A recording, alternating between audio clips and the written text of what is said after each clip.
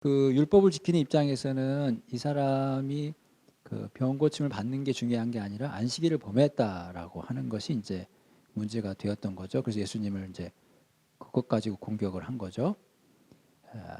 그랬더니 예수님이 17절에 예수께서 그들에게 이르시되 내 아버지께서 이제까지 일하시니 나도 일한다. 여러분 안식일을 쉽게 얘기하자면 안식일의 규범은 안식일에 뭘 하면 안 되죠. 그런데 안식일이기 때문에 꼭 일해야 되는 사람이 있죠. 제사장이죠. 그러니까 제사장은 반드시 일을 해야죠. 그래야 제사가 되잖아요. 그러니까 예수님은 대제사장이 되잖아요. 그리고 예수님은 안식일의 주인이잖아요. 그러니까 예수님은 이래도 되는 거죠. 그러니까 결국 이 이야기는 예수님이 누군지를 모르기 때문에 벌어지는 문제다. 그들이 알고 있는 율법의 문제가 아니라 예수님이 누군지를 모르기 때문이다. 또 예수님은 이 사람을 다시 만납니다. 일어나라 내 자리를 들고 걸어가라 한 다음에 16절이죠. 그러므로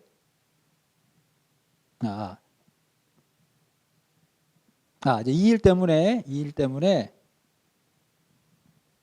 예수님을 죽이려고 합니다. 18절 유대인들이 이로 말미암아 더욱 예수를 죽이고자 한 이는 안식일을 범할 뿐 아니라 하나님을 자기 친아버지라고 하여 자기를 하나님과 동등됨으로 삼았다.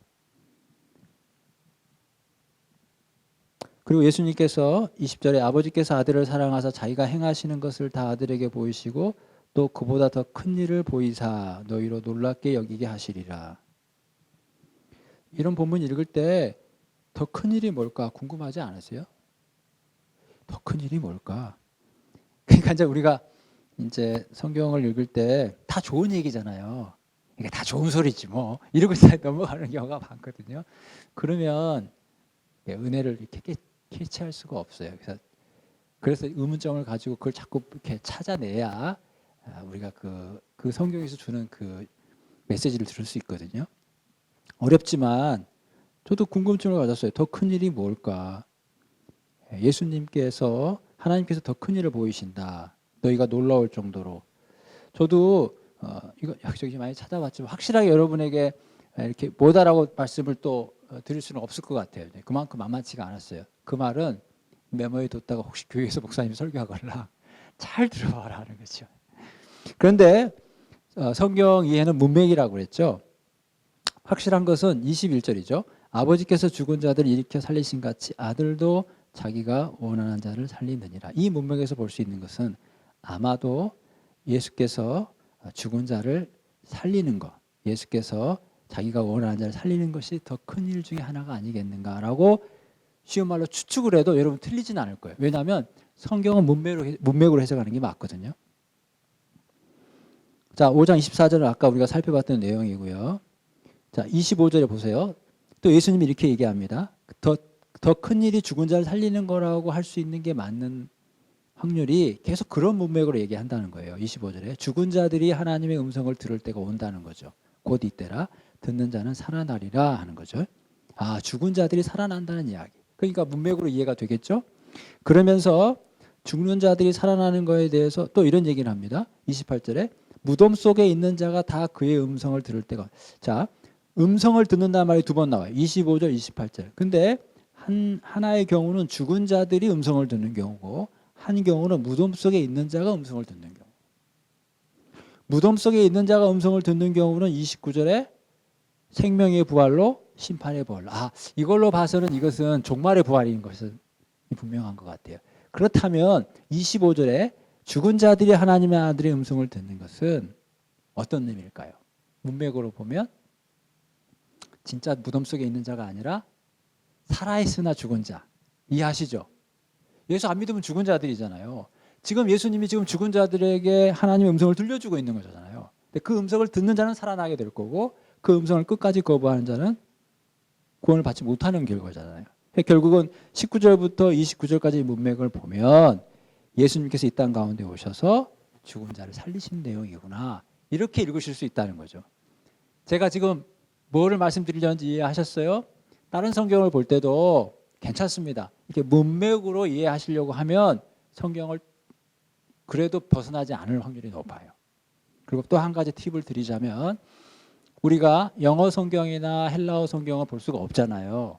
그러니까 다른 번역의 성경을 보시면 도움이 됩니다. 예를 들어서 뭐 새번역이나 현대인의 성경이나 뭐 공동번역이나 이런 것들은 다 한글로 되어 있거든요. 그러니까 혹시 여러분들이 성경책을 보다가 잘 모르겠다 싶으면 다른 번역으로 된 한글책을 보십시오. 그러면 확실하게 도움이 됩니다.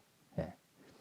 성도된 저와 여러분이 성경을 좀 더 가까이 할 수 있는 방법 중에 하나라고 저는 그렇게 생각을 합니다. 도움이 되셨으면 좋겠고요. 자, 예수님께서 이렇게 얘기합니다. 예수님을 증언하는 사람이 있다. 존재가 있다. 물론 세례 요한이 예수님을 증언했죠. 그러나 예수님은 그 외에 또 다른 증인 세 사람이 아니죠. 세 번에 걸쳐 증인을 얘기합니다. 첫 번째 증인은 뭐냐면 36절이죠. 내게는 요한의 증거보다 더 큰 증거가 있으니 그것은 뭐예요? 예수님이 하신 역사예요. 역사. 내가 하는 역사가 아버지께서 나를 보내신 것을 증언하는 것이다. 그러니까 예수님도 말씀하시죠. 내 말을 못 믿겠걸랑 내가 하는 일을 보고 믿으면 되지 않냐. 그러니까 결국은 다른 복음서도 마찬가지지만 예수님이 이 땅 가운데 하신 건 두 가지죠. 하나는 말씀하시고 하나는 행동하시고. 말씀은 천국 복음을 선포하신 거고 행동하신 것은 병든 자를 살리시고 죽은 자를 살리셨던 거죠. 그러니까 그런 표적들을 통해서 그런 행동들을 통해서 뭐예요? 예수님이 누구신가를 보여줬던 거죠. 예수님이 행하신 그런 일들이 결국 예수님이 누구신지를 증언하는 것이다. 두 번째는 37절입니다. 아버지께서 친히 나를 위해서 증인이 되어주신다. 세 번째는 성경이죠. 39절에 너희가 성경에서 영생을 얻는 줄 생각하고 성경을 연구하고자 이 성경이 곧 내게 대하여 증거하는 것이다. 그러니까 세례 요한 말고 예수님이 하신 일, 하나님, 그 다음에 성경 자체. 이때의 성경은 구약 성경이죠. 여러분 혹시라도 제가 말씀드리는 거예요. 이때의 성경은 신약이 없을 때니까 구약을 얘기하는 겁니다. 그것이 누구를 증언한다? 예수를 증언한다. 그러면 다 믿을 법도 한데 제가 아까도 말씀드렸지만 믿는 자가 있고 믿지 않는 자가 있다 이 말입니다. 자, 6장은 그 오병이어에 대한 부분이죠. 자, 여러분 잘 아시겠죠? 자, 보리떡 5개와 물고기 2마리. 자, 그런데 여기서 보실 것은 예수님께서 제자들을 시험하시기 위해서 너희가 떡을 주라 이렇게 얘기하죠. 그러니까 제자의 대답은 6장 7절에 조금씩 받게 할지라도 200데나리오의 떡이 부족하다. 200데나리오 어쨌든 양이 많다는 거죠. 돈이 많이 든다는 거죠. 조금씩 먹게 할지라도. 그러나 결론은 뭐죠? 12절입니다. 그들이 배가 불렀어요. 그리고 남았습니다. 13절에. 차이가 뭘까요? 하나님의 능력이죠. 인간의 능력을 볼 때는 200데나리온이라는 돈을 투자해도 조금씩밖에 못 갔지만 하나님이 함께 하시면 오병이어라 할지라도 배부르게 되고 나중에 남은 조각이 12방주까지가 된다 하는 거죠. 그 핵심이죠. 예수님이 축사하셨기 때문에. 뭐 이것은 제가 설명 안 해도 여러분이 다 각자 이해할 수 있을 거예요. 자, 여기서 또 한 가지는 여기서 4종류의 떡이 나온다는 거예요. 첫째, 6장 7절에 200데나리오의 떡입니다. 자, 200데나리오 떡은 아무런 가치가 없는 떡이죠. 말로 한 떡이에요. 그다음 두 번째 떡은 9절에 있는 오병이어에서 보리떡 5개입니다. 이것은 실제로 존재하는 떡입니다. 그러나 너무나 작은 떡이죠. 제가 뭘 설명하냐면 이게 이제 하나의 그 성경의 문학적 기법인데 점점점 주제가 커간다는 거예요. 그래서 무가치한 떡에서 가치가 있지만 조그만 떡. 그 다음에 세 번째 떡이 만나입니다. 6장 31절이죠. 기록된 바 하늘에서 그들에게 떡을 주어 먹게 하였다. 그건 광야에서 만나를 먹었던 거죠. 이게 실제 있었던 일 아닙니까? 그래서 만나. 이것도 실제의 떡이지만 상당한 떡이죠. 자, 그러나 예수님은 그 떡이 하늘로부터 온 떡은 맞지만 그 떡을 먹는 자는 다 죽었다는 거예요. 그러나 죽지 않는 떡이 있다는 거죠. 그것은 바로 하늘에서 내려온 생명의 떡이다. 35절에 예수께서 이르시되 나는 생명의 떡이다. 그러니까 예수님이 생명의 떡이라는 것을 이렇게 주제를 발전시켜 나간다라고 하는 그런 문학적 기법도 있죠. 어떻습니까? 그렇게 이해하고 읽으면 제가 자꾸 의도하는 건 성경이 조금 더 가까이 다가가게끔 하는데 저의 다 들은 얘기잖아요. 예. 그래서 예수님이 지금 이 오병이어 사건을 통해서 예수님이 생명의 떡이다 하는 것을 알려주고 있습니다. 37절에 아버지께서 내게 주시는 자는 다 내게로 온다. 내게 오는 자는 내가 결코 내쫓지 않고 39절에 마지막 날에 다시 살린다. 보십시오. 39절 후반부에 마지막 날에 다시 살린다. 그것이 하나님의 뜻이에요. 39절. 나를 보내신 이의 뜻은 마지막 날에 다시 살리는 거예요. 40절 후반부에 마지막 날에 내가 다시 살린다. 44절 후반부에 그를 내가 마지막에 다시 살린다. 여러분, 성경은요, 이게 문서잖아요. 그러다 보니까 우리 같으면 강조점을 두고 싶은 부분 밑줄을 그은다든지, 문서를 쓸 때 아니면 볼드체로 한다든지 당구장 표시를 한다든지 할 거 아니겠어요. 근데 이건 그럴 수가 없잖아요. 그래서 문학적 기법인 경우에 강조는 반복을 통해서 그걸 표현합니다. 그러니까 여러 번 반복한다는 것은 우리로 보면 당구장 표시에 당구장 표시, 그 밑줄 쫙 긋는 거고. 예수님의 강한 메시지죠. 그게 뭐예요? 마지막 날에 다시 살린다. 그럼 누가 마지막 날에 다시 살 수 있겠는가? 하늘에서 내려온 떡을 먹는 자들. 48절 내가 곧 생명의 떡이다. 49절 광야에서 만나를 먹어서도 죽었지만 이 떡을 먹는 자는 51절 영생하리라. 아까 살펴봤던 말씀이죠. 58절 이것은 하늘에서 내려온 떡이니 이 떡을 먹는 자는 영원히 살리라. 계속 반복되고 있어요. 자, 이런 가운데서도 예수님의 말씀을 어렵다라고 생각하고 떠나는 사람들이 있었어요. 그래서 예수님이 이렇게 얘기합니다. 67절에 너희도 가려느냐. 그러니까 시몬 베드로가 주의 영생의 말씀이 주께 있사오니 우리가 누구에게 가오리까? 69절에 우리가 주는 하나님의 거룩한 자이신 줄 믿고 알았사옵나이다. 이 본문은 마치 마태복음 16장에서 주는 그리스도시요 너희는 나를 누구라 하느냐라고 하는 부분하고 조금 연상이 되는 대목인데요. 베드로는 이렇게 고백을 했습니다. 자, 7장으로 넘어갑니다. 7장은 유대인의 명절인 초막절이에요. 초막절에서 일어난 일인데, 자, 여러분 그 초막절 하게 되면 제가 초막절이 무엇이다라고 하는 것에 대해서 뭐 이렇게 자세하게 설명드릴 필요는 없을 것 같아요. 중요한 것은 초막절이라고 하는 것은 이스라엘 백성이 광야에서 살았던 그때를 기억하면서, 그래서 초막절의 주제는 사실 광야라고 하는 것은 살 수 없는 곳이잖아요. 반면에 하나님의 은혜를 받을 수 있는 곳이 또 광야잖아요. 그래서 초막절을 기억한다는 것은 우리가 하나님을 왕으로 모셨었다라고 하는 걸 기억하는 것이다. 이렇게 보시면 되고요. 자, 초막절에는 여러분 혹시 아시는지 모르겠지만 물붓기 의식이 있고 등잔켜기 의식이 있다고 그래요. 그것은 이제 다 있는 자료들이니까 제가 그걸 자세하게 설명할 필요는 없을 것 같고요. 초막절에 두 가지 의식이 있었는데 하나는 물붓기 의식, 또 하나는 등잔켜기 의식. 제가 이 얘기를 왜 할까요? 이때 예수님이 하시는 말씀이 예수님이 자신은 생수다, 그리고 빛이다 얘기하잖아요. 그러니까 예수님의 그 말씀이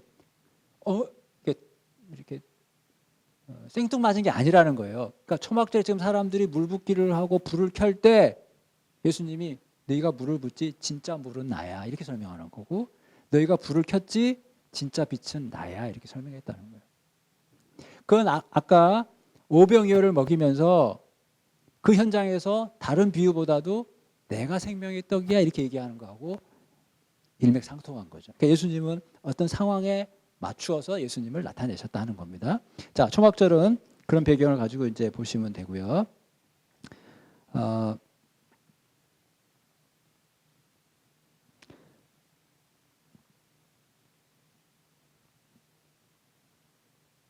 자, 예수님이 계속해서 믿지 않는 자들에게 대한 말씀을 해요. 33절에 7장 33절에 예수께서 이르시되 내가 너희와 함께 조금 더 있다가 나를 보내신 이에게로 돌아가겠노라. 너희가 나를 찾아도 만나지 못할 터이요 나 있는 곳에 오지도 못하리라. 그러니까 사람들이 이런 말을 알아들을 이유가 없겠죠.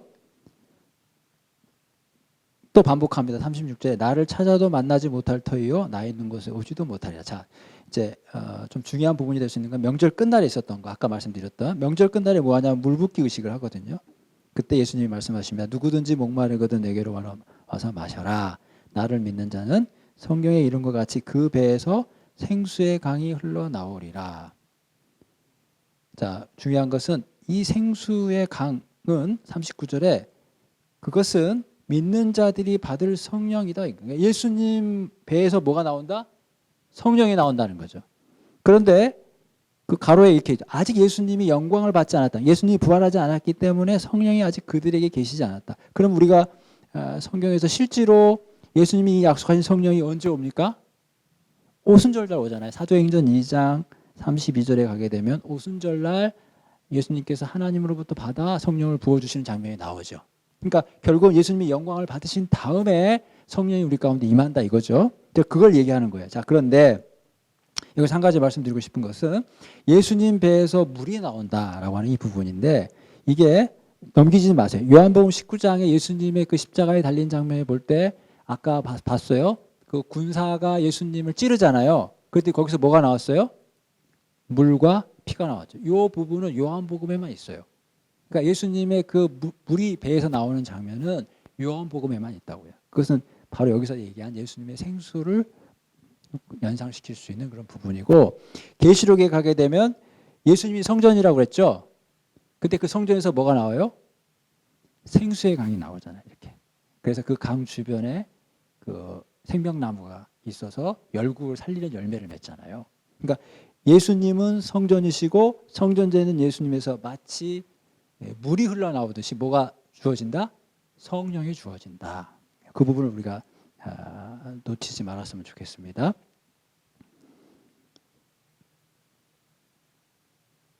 자, 8장이에요. 그 7장 53절부터 8장 11절까지 가로로 돼 있죠?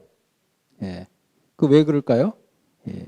어떤 사본에는 그런 내용이 없다는 거예요. 자, 제가 왜 그 말씀을 드리냐면, 자, 아까 지금 명절 끝날에 예수님이 자신을 생수다 이렇게 얘기를 했죠. 그런 다음에 또 한 가지는 예수님이 자신을 빛이라고 얘기한다고 그랬죠. 빛이라고 얘기한다는 부분이 8장 12절이거든요.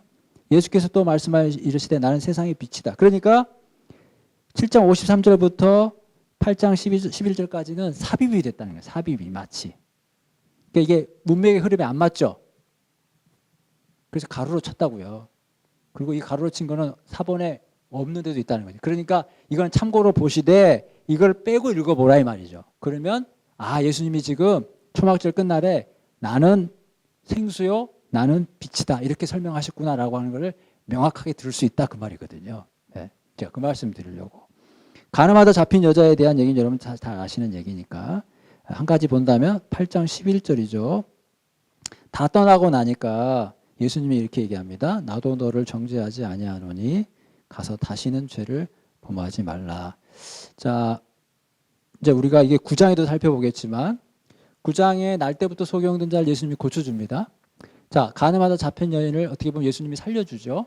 근데 진짜 중요한 것은 뭘까요? 영원히 사는 거죠. 영원히 사는 거죠. 그래서 꼭 예수님은 병자를 고친 다음에 다시는 죄를 범하지 말라 이렇게 얘기해요. 그러니까 내가 지금 무언가로부터 해방되는 게 중요하지만 더 중요한 거는 진짜 영원한 해방을 얻는 거예요. 그러니까 예수님을 만나는 그 순간에 내가 쉬운 말로 저 양반 때문에 병 고쳤다, 내가 재수가 좋았다라고 멈추는 것은 현실에서 끝나는 거다 이거지. 그때 그 만난 예수님이 나의 병을 고치신 그 예수님이 나의 영혼을 살릴 수 있는 분이라는 걸 그때 발견하고 그때 그 예수님을 받아들이라는 거죠. 그래야 제대로 예수님을 만나는 것이다. 그래서 예수님은 병을 고쳐주고 다시 만나서 예수님이 누구라는 걸 알려줍니다. 그러니까 그 병 고치는 거에서 머무르지 말고 진짜 구원을 받으라는 거죠. 그런 의미에서 예수님이 이 여인에게도 네가 돌팔벤치를 안 맞아서 다행이다라고 좋아하지 말고 앞으로 잘해야 된다. 그게 중요한 거죠. 이런 말씀들이 저희들하고 무관하지도 않아요. 제가 늘 말씀드리는 거지만 현대 그리스도인들의 어떻게 보면 좀 약간 약한 점은 구원의 확신은 좋지만 그 구원받은 자의 삶에 대해서는 그렇게 확고히 서 있지 않다는 거죠. 그러니까 내가 구원받은 자로서 왜 살아야 되는지에 대한 부분에 대해서는 명확하지가 않다는 거죠. 그러니까 그냥 예수 믿고 잘 사는 것 정도에 머무를 수 있다는 거예요. 우리가 그 부분에 대해서 아까 이제 보냄, 신보냄 부분을 설명해 드렸는데 제가 조금 이따 이제 말씀을 드릴게요. 우리가 항상 그 부분, 내가 은혜를 받는 것도 중요하지만 받은 은혜를 계속 지속하는 것, 그것이 더 중요할 수 있다는 거죠. 예수님은 8장 12절에 나는 세상의 빛이다 이렇게 설명을 했습니다. 그리고 8장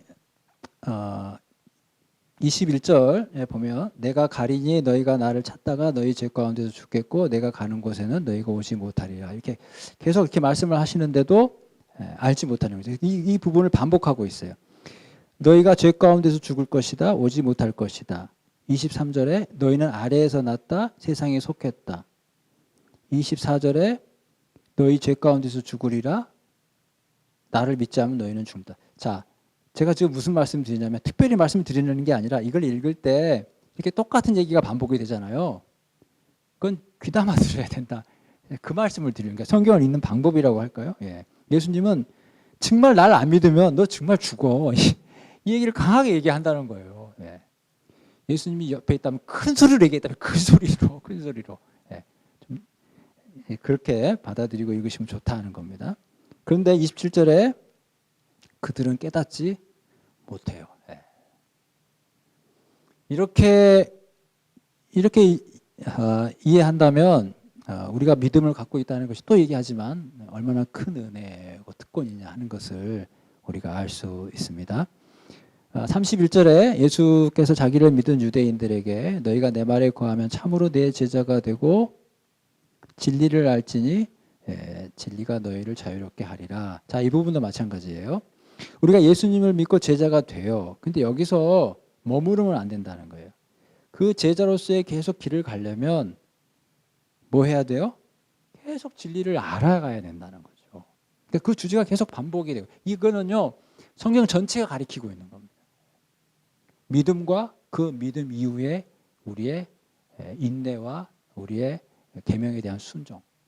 그래서 이 부분을 우리가 균형 강하게 이해해야 되는 것이 어느 한 극단으로 치우치면 안 돼요. 예를 들어서 왼쪽으로 치우치면 오른쪽으로 치우치면 나는 믿음으로 구원받았기 때문에 나는 행위로 구원받는 것이 아니기 때문에 그건 뭐예요? 행위에 대해서 중요도가 떨어지는 경우. 왼쪽으로 치우치는 경우는 행위 구원 쪽으로 가는 경우. 우리의 행위가 온전해야 구원받는다. 그래서 예수 그리스도의 십자가의 사건을 폄하하는 거. 이거 둘 다 안 되는 거거든요. 성경은요. 우리가 예수 그리스도를 믿음으로 구원을 받는다고 명확히 얘기하고 구원받는 자는 마땅히 하나님의 말씀을 지켜야 된다고 명확히 얘기해요. 이 순서가 중요합니다. 하나님의 말씀을 지켜야 구원받는 게 아니고 구원받는 자는 마땅히 하나님의 말씀을 지키는 거예요. 아니 새가 예쁘게 울잖아요. 예쁘게 울어서 새가 아니고 새니까 그렇게 우는 거예요. 그러니까 우리가 하나님의 자녀면 하나님의 자녀답게 살아가는 모습이 성경에 분명히 드러나 있어요. 우리가 그걸 그대로 받아들여야 됩니다. 거기에 에이 마음은 원이라도 육신이 약하지 이런 얘기하면 안 돼요. 그리고 이 세상에 온전한 사람이 누가 있어? 이거 아니라는 거예요. 그러니까 하나님 나라를 확장하는 그리스도인이 못 되는 거예요. 우리가 정말 세상을 들었다 놨다 하는 그리스도인이 못 되는 게 그 생명의 말씀이 내 안에 역사하지 않으니까. 하나님의 말씀이 여기 들어왔거든요. 들어왔으니까 내가 거듭났죠. 여러분 베드로 전서하고 야고보서는 우리가 어떻게 구원받았냐 이렇게 설명해요. 네 안에 말씀이 심어졌다 이렇게 설명해요. 그러니까 우리는 믿음으로 구원받죠. 그걸 베드로는 이렇게 설명해요. 너희 안에 말씀이 씨앗이 떨어졌다. 야고보서도 그렇게 얘기해요. 너희 안에 말씀이 떨어졌다. 그러니까 하나님의 말씀이 우리 안에 떨어져서 우리가 살았어요. 그 말도 맞는 것이 말씀이 예수님이잖아요. 그러니까 예수님이 들어오신 거예요. 그런데 그 말씀이 내 안에만 있고 많은 거예요. 그러니까 나는 구원받았는데 내 주변에는 구원이 일어나지 않아요. 제 말씀을 잘 이해하셨는지 모르겠어요. 예수님은 그러지 말라는 거예요. 너희가 구원받았지? 너도 주변 사람에게 구원을 일으킬 수 있도록 너희가 노력해. 내가 그래서 너희를 보낸 거야. 제가 선교를 강조하고 전도를 강조하고 그런 거 아니에요. 그냥 그대로 듣는 거. 예수님이 우리 보고 내가 너를 구했어. 너희가 나를 택한 것이 아니라 내가 너희를 택하여 세웠어. 그건 네가 재수가 좋은 게 아니고 네가 네가 그 자리에서 기뻐하고 말라는 게 아니고 그것은 너도 가서 그와 같이 하라고 내가 너를 부른 거야. 그 음성이 우리 귀를 기울여야 한다고요. 우리는 그 전반부에 그냥 찬양하고 말아요. 그래서 매주일날 하나님 자녀됨을 확인하고 집에 돌아가잖아요. 그 일주일 동안 그냥 살잖아요. 제가 아닌데요. 그럼 제가 할 말이 없는데 일반적으로. 그래서 주일날 가서 하나님 자녀됨을 확인하잖아요. 또 일주일을 세상 사람처럼 사는 거예요. 그렇게 우리가 10년, 20년을 살아서야 되겠습니까? 이제부터라도. 저도 마찬가지예요. 후반부의 말씀을 기울여야 돼요. 사람들이 행위구원 아니다. 아니라니까요.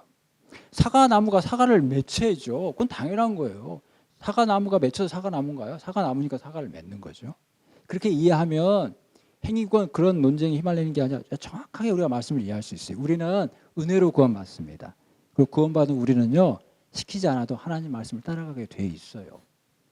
그게 정상이라는 거죠. 그래서 이 예수님의 말씀, 너희가 내 말에 거하면 내 제자가 되지만 하나님의 은혜죠. 그런데 진리를 알도록 노력해야 돼요. 진리가 우리를 자유롭게 할 것이기 때문에. 그들은 자신들이 이 말과 상관이 없다고 생각해요. 자기네들은 아브라함의 자손이라고 생각합니다. 33절에 그들이 대답하되 우리가 아브라함의 자손이다. 37절에 48절에 뭐라고 그래요? 유대인들이 대답하되 우리가 너를 사마리아 사람이라 귀신 들렸다 하는 말이 보세요. 자기네들은 아브라함의 자손이고 하나님을 아버지라고 부른다고 하면서 정작 하나님을 뭐요? 귀신 들렸다고 얘기하니. 이런 아이러니가 왜 생겨요? 모르기 때문에. 예수님이 누군지를 모르기 때문에.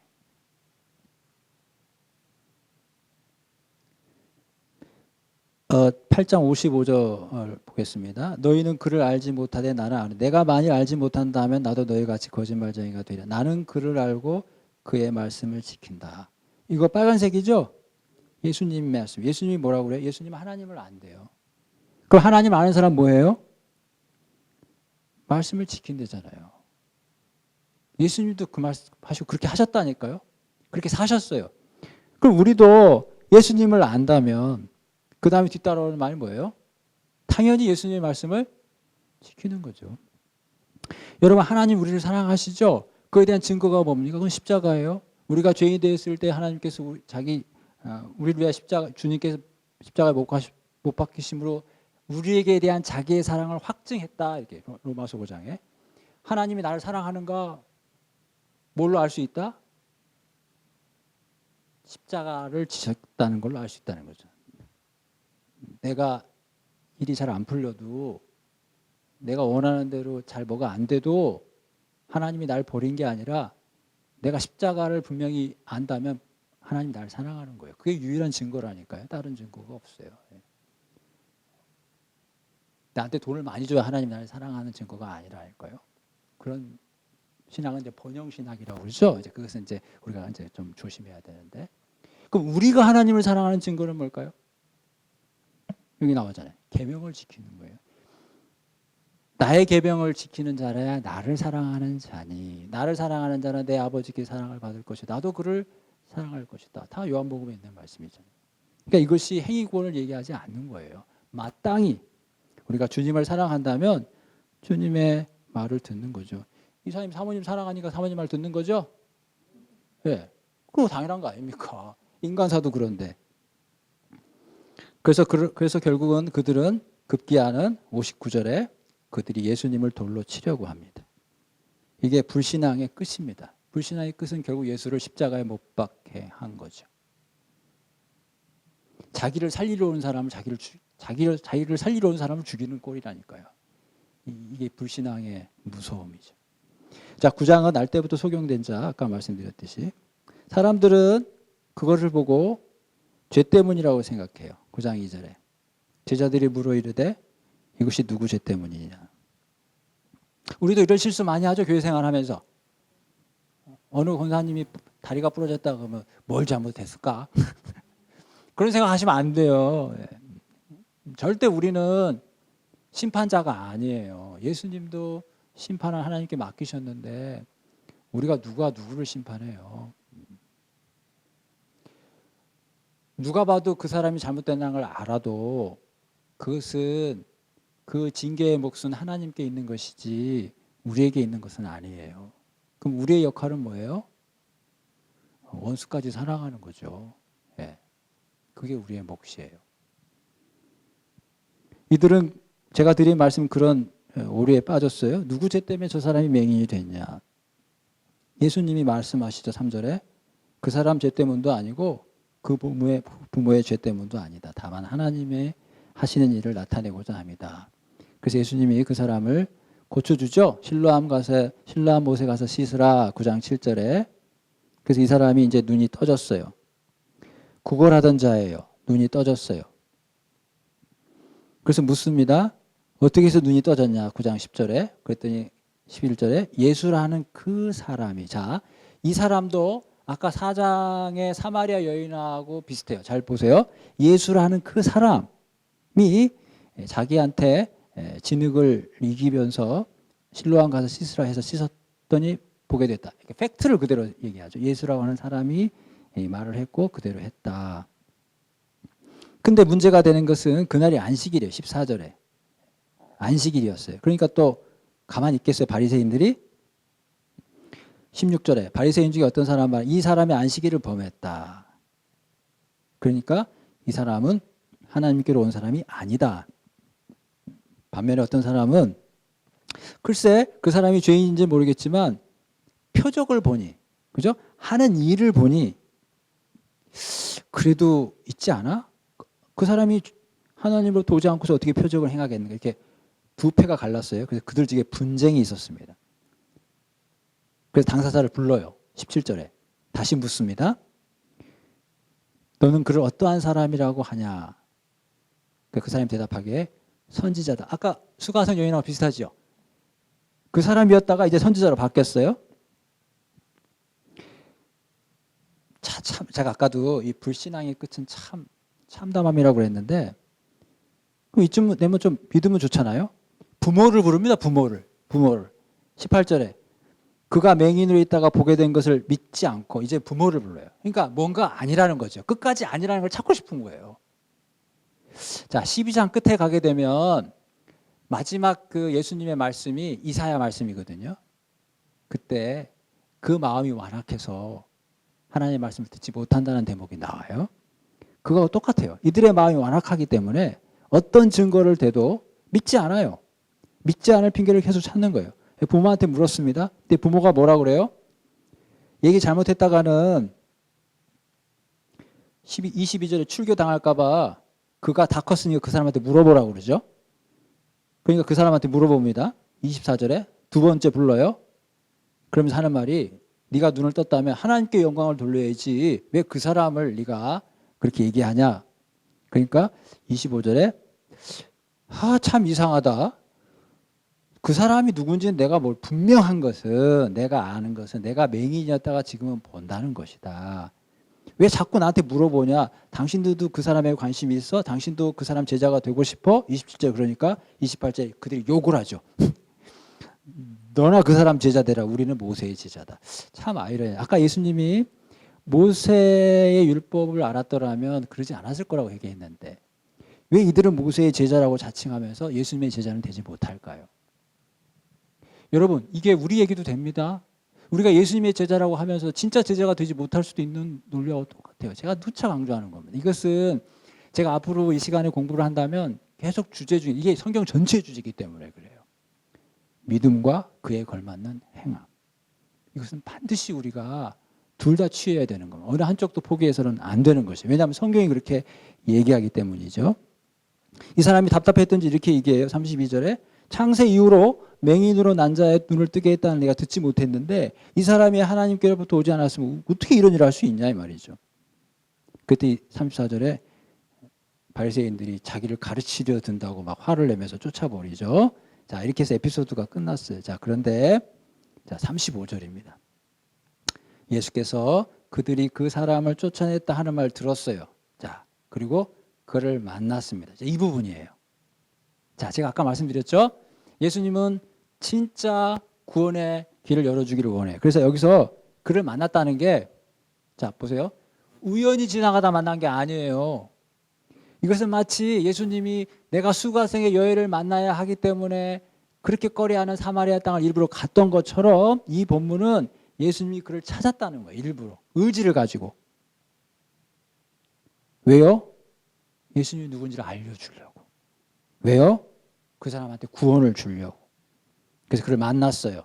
37절 예수님이 얘기합니다. 내가 인자를 믿는 자 하면서 내가 그를 보았거니와 지금 너와 만나는 자가 바로 그 사람이다. 그랬더니 38절에 내가 믿습니다 하고 절하죠. 그러니까 이 절한다는 표현은 하나님 앞에서는 할 법한 행동이에요. 그러니까 이 사람의 신앙을 그대로 표현해 주는 말입니다. 절했다는 게 인사를 꼬박했다는 게 아니라 경배했다는 의미죠. 그러니까 이 경배는 아까 우리가 이제 좀 다른 얘기일 수 있지만 군사들이 하나님 앞에 무릎을 꿇듯이, 그러니까 진짜 하나님이 나타나면 모든 천하 만물은 무릎을 꿇는다니까요. 바로 그걸 얘기하는 거예요. 절할 수밖에 없는 거죠. 그래서 예수님께서 결국은 이 사람에게 눈을 고쳐주는 거에 멈추지 않고 결국 이 사람이 구원을 받도록 해주시잖아요. 예수님 바쁘셨을 텐데 찾잖아요.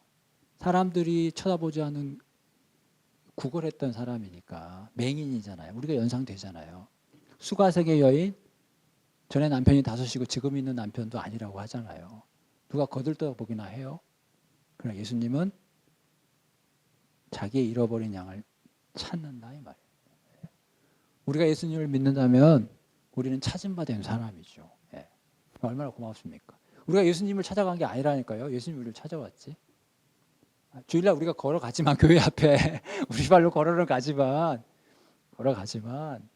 그 왜 그래요? 예수님이 우리를 찾아왔기 때문에 우리가 교회 가는 거죠. 우리는 본질상 진노의 자녀 아닙니까? 그거 하나만으로도 우리가 세상에 있는 것을 내려놓을 수 있는 충분한 하나님의 은혜가 되는 것입니다. 자, 예수님은 특이한 말씀을 하시네요. 41절에 너희가 맹인이 되었더라면 죄가 없겠지만 본다고 하니까 죄가 있다. 무슨 말이에요? 진짜 본다고 하는 사람은 중요한 걸 못 보고 못 보는 사람은 진짜 중요한 걸 봤다는 거죠. 이게 역설이죠, 역설. 자, 10장에 예수님은 자신을 양의 문이라고 합니다.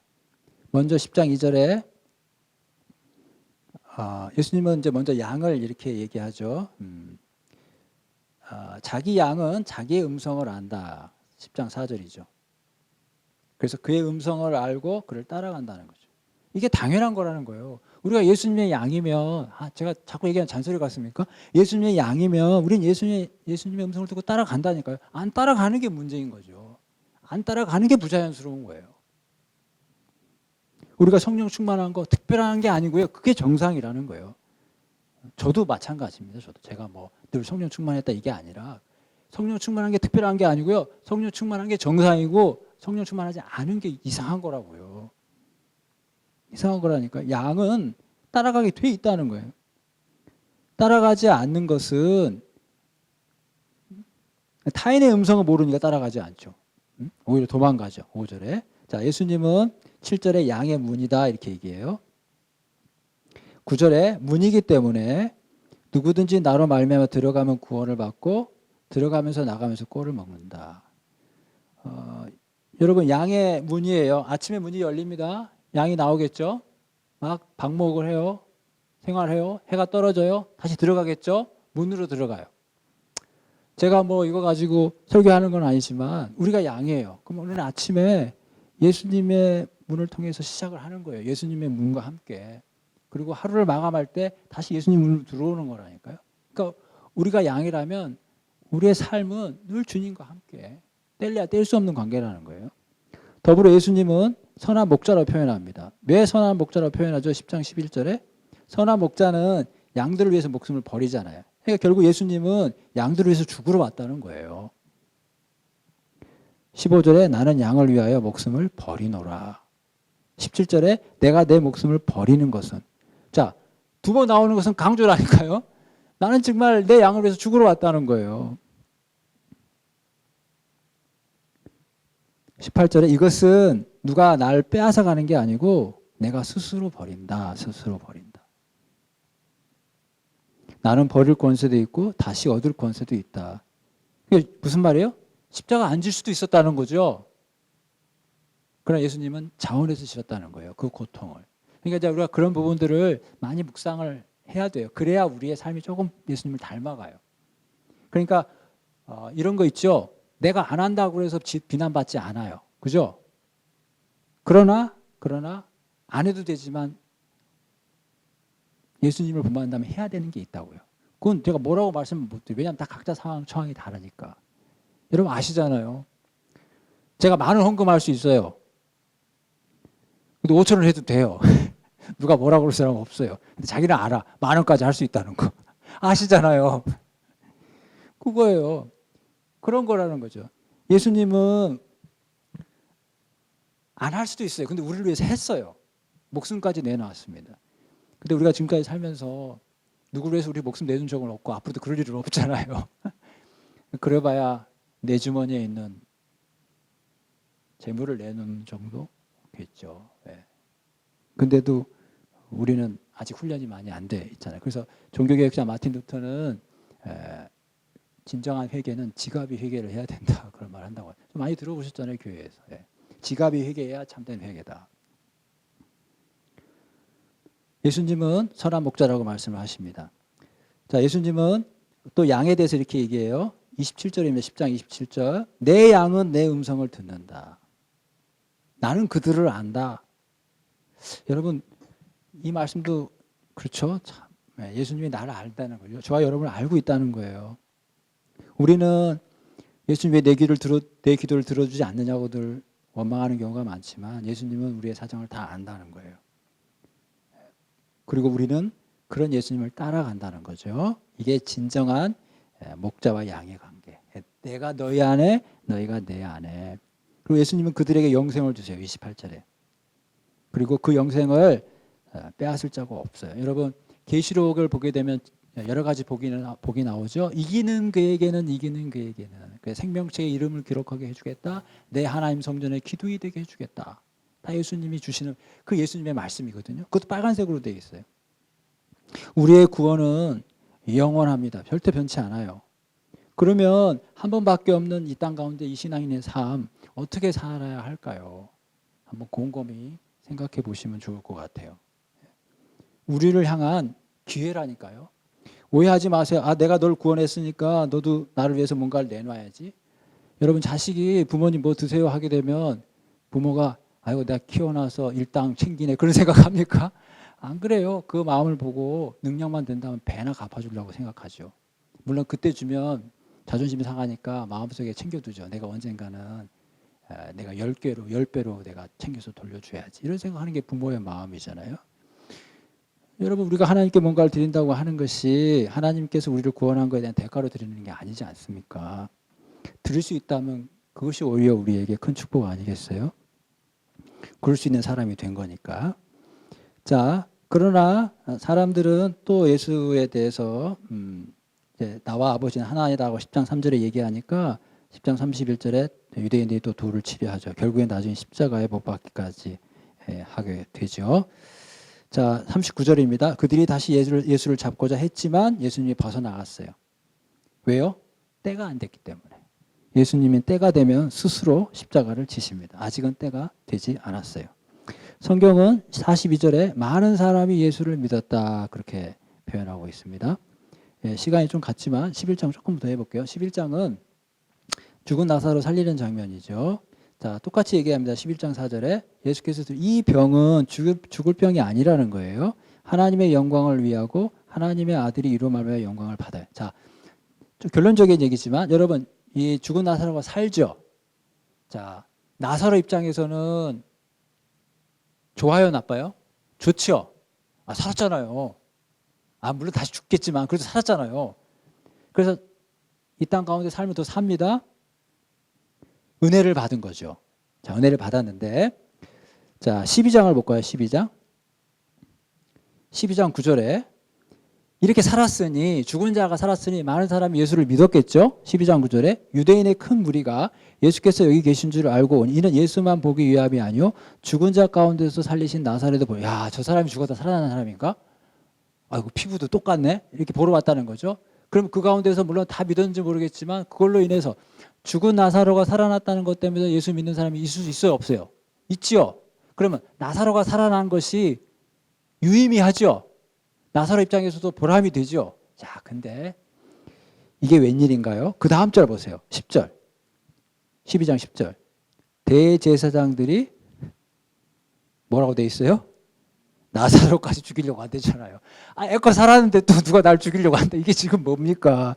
근데 그게 왜 그렇다고 돼 있어요? 12장 11절에 나사로 때문에 많은 유대인 예수님 믿으니까 저 때문에 예수님 믿는다고 반대하는 사람들이 나사로를 죽이려고 하잖아요. 그러니까 나사로 입장에서 예수님 때문에 살아서 좋은데 예수님 때문에 죽게 생겼네? 어떻습니까? 우리 신앙에 두 그림자가 다 있지 않아요?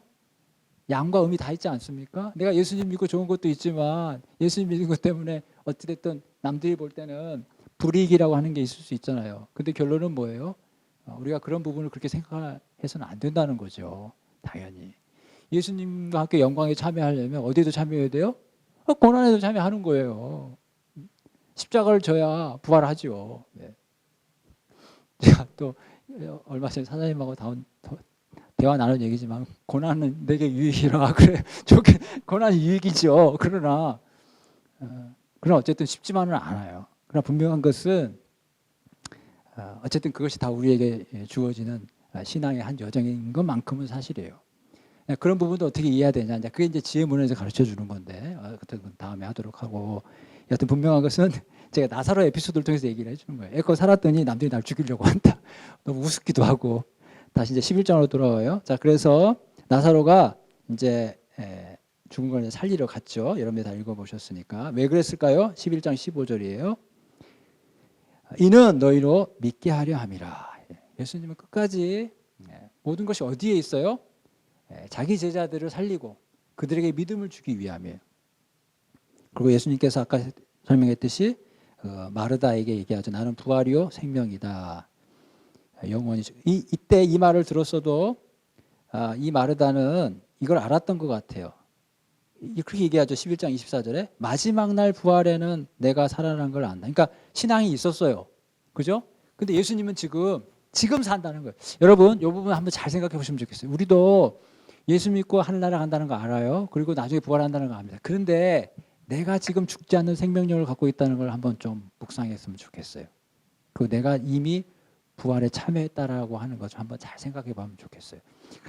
이게 제 말이 아니라 이게 맞습니다. 이게 종말론적으로 우리는 부활한 거거든요. 여러분 성경이 뭐라고 그래요? 우리의 생명이 하나님 나라 안에 지금 감추어져 있다고 그러잖아요. 나 지금 여기 있는데.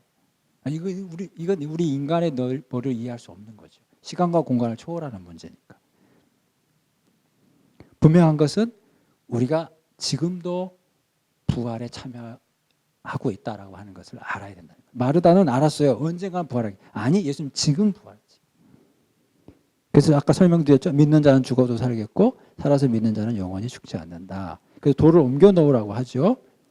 근데도 39절에 뭐라고 그래요? 냄새 난다고. 그러니까 아직까지 이해 못하는 거예요. 그러니까 이들의 머릿속에는 지금 사람이 살아나는 것은 상상할 수 없어요. 마지막 날에 살아나는 건 알았어도 예수님이 그걸 보이는 거죠. 왜 보입니까? 42절에 그들로 믿게 하려 합니다. 그래서 아까 제가 서두에도 표적 얘기했잖아요. 이런 표적들을 행하신 것은 예수님이 누구신지를 알게 하기 위함이다. 여러분 고생 많이 하셨는데 제가 재밌으라고 한 말씀 드리면 43절에 예수님이 나사로를 부르죠. 큰 소리로 나사로야 나오라 하니까 나오죠. 그죠? 근데 예수님이 이게 잘못 이렇게 불러야지 죽은 자야 나오라 하면 다 나옵니다. 나사로의 말 얘기했기 때문에 나사로만 나오는 거예요. 이렇게 무덤에 많은 사람이 죽어 있을 거 아니에요. 공동묘지인데 예를 들어서 죽은 자야 나오라 다 나온다고요. 근데 예수님이 정확하신 분이에요. 나사로만 나오라 얘기하잖아요. 그래서 나사로만 나온 거예요.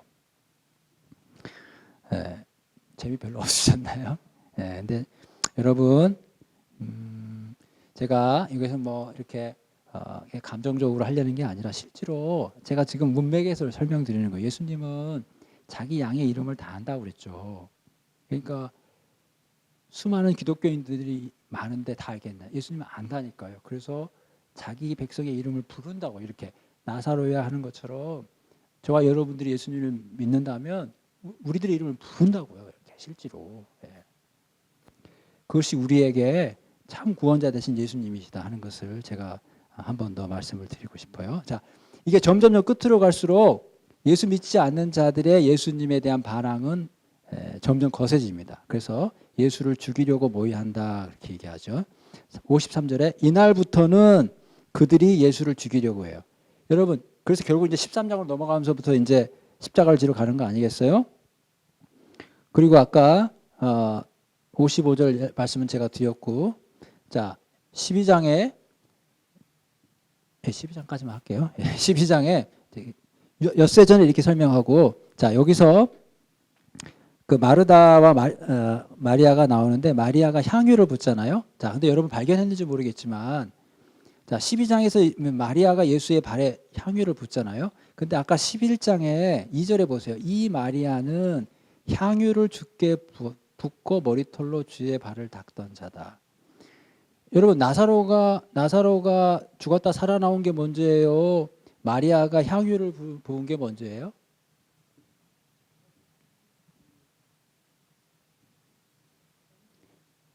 이게 11장에 보면 향유를 부은 게 먼저인 것처럼 보이잖아요. 그죠? 그게 아니고 살아나온 게 먼저죠. 근데 표현을 그렇게 한 거예요. 표현을. 12장 표현을 그렇게 쓴 거예요. 그러면 12장에서는 왜 11장 다음에 12장을 놨냐? 그것은 마리아가 300데나리온의 비싼 향유를 예수님의 장례를 위해서 부은 게 무엇 때문이라는 거예요? 여러 이유가 있겠지만 그 중에 하나가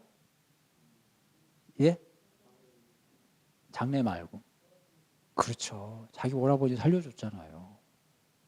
그 감사에 그것 때문이라고만 말씀을 드릴 수는 없어요. 여러 가지 면을 했겠지만 자기 오라비가 살아난 거에 대한 부분도 여기에 작용하고 있다는 것을 이 성경의 흐름상 우리가 읽어낼 수 있다 이겁니다. 제자들은 그 의미를 몰랐지만 마리아는 알았어요. 그래서 마리아가 장례를 위해서 12장 7절에 예수께서 얘기하죠. 나의 장례할 날을 위해서 그것을 간직하게 하라. 드디어 이제 예수님이 예루살렘으로 가십니다. 우리가 잘 아는 스가랴서 본문을 이루시죠.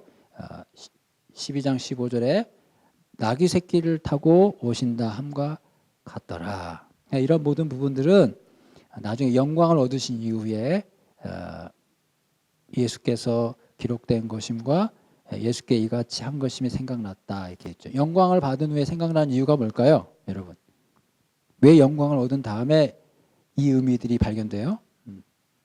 16장에 나오지만 성령님 때문이죠. 성령은 진리의 영이죠. 그래서 지금 뭐가 뭔지 몰라도 나중에 성령이 오시면 다 알아요. 성령은 진리의 영이니까. 그래서 영광을 받는다는 것은 예수님이 부활하고 승천하는 걸 얘기하는 거고, 영광을 받으셔야 성령이 오시죠. 성령이 오셔야 지금까지 겪었던 일이 무엇인지를 다 그때서야 안다 그 말이에요. 우리도 마찬가지. 자, 예수님이 한 알의 미라를 얘기하죠. 24절에 한 알 그대로 있고 죽으면 많은 열매를 맺는다. 예수님의 죽음을 그대로 얘기하는 거죠. 25절은 아까 제가 얘기했던 것처럼 자기의 생명을 사랑하는 자는 잃어버릴 것이요 이 세상에서 자기의 생명을 미워하는 자는 영생하도록 보존된다.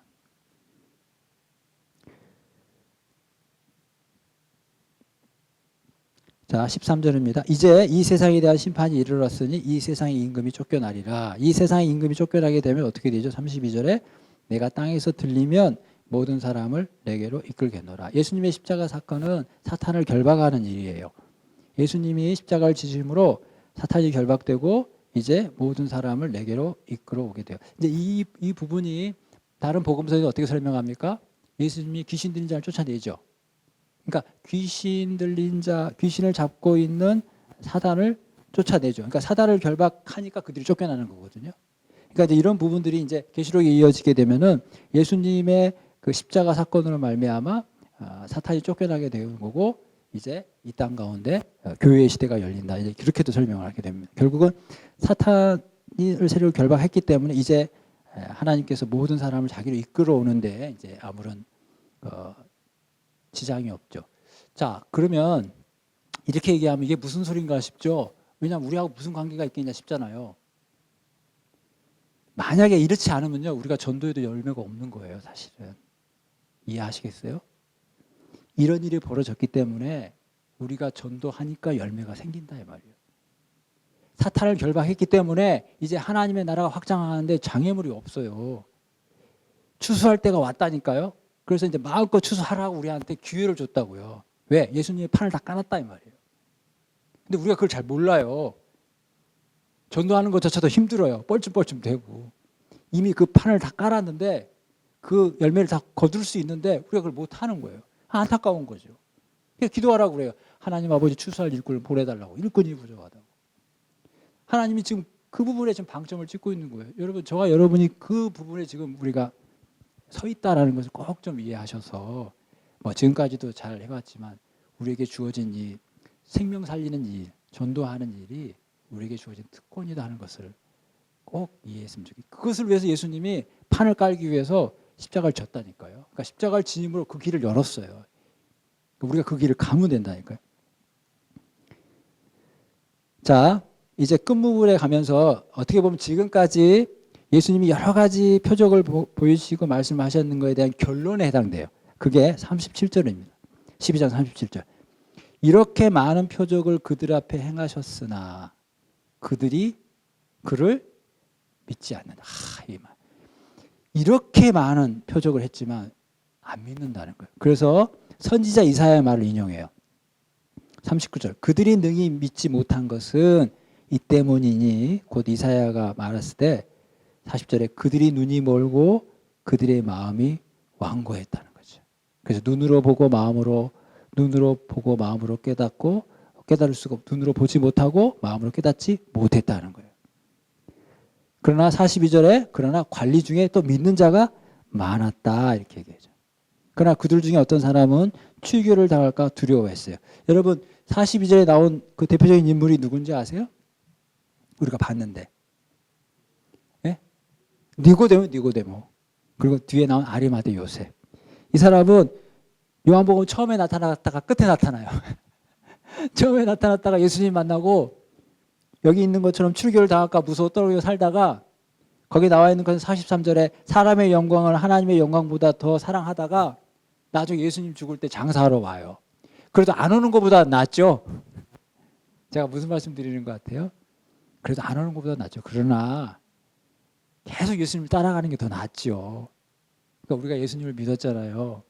그래서 돌다가 나중에 돌아갈 거예요. 결국 제자리로.